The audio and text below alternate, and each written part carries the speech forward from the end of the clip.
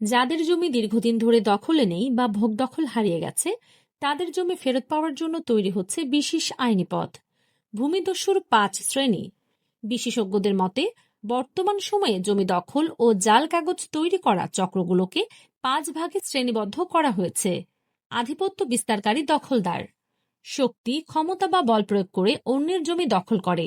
অসৎ আত্মীয় স্বজন পারিবারিক সম্পত্তি সৎভাবে ভাগ না করে নিজের নামে নেওয়ার চেষ্টা করে। জালিয়াতি চক্র বা প্রতারক ভূমি ব্যবসায়ী, ভুয়া কাগজ তৈরি করে জমি বিক্রি বা দখল করে। সরকারি কর্মকর্তার ছদ্মবেশী প্রতারক, বিভিন্ন সরকারি কর্মকর্তার পরিচয়ে অবৈধভাবে জমি দখল বা অর্থ হাতিয়ে নেয়। ভাড়াটে দখলদার, অর্থের বিনিময়ে জমি দখল করে অন্যের হয়ে সুবিধা আদায় করে। দখলদারদের শাস্তি, সর্বোচ্চ 14 বছর জেল। ভূমি আইন বিশেষজ্ঞরা জানান, ভূমি ও ভবন দখল পুনরুদ্ধার আইন অনুযায়ী জালিয়াতি, প্রতারণা, জোর করে দখল বা ষড়যন্ত্রের মাধ্যমে জমি দখল করলে সর্বোচ্চ 14 বছর পর্যন্ত সশ্রম কারাদণ্ড এবং 1 লাখ টাকা অর্থদণ্ড হতে পারে। আইনি পরামর্শ বা তথ্য জানতে আমাদের ফলো করুন।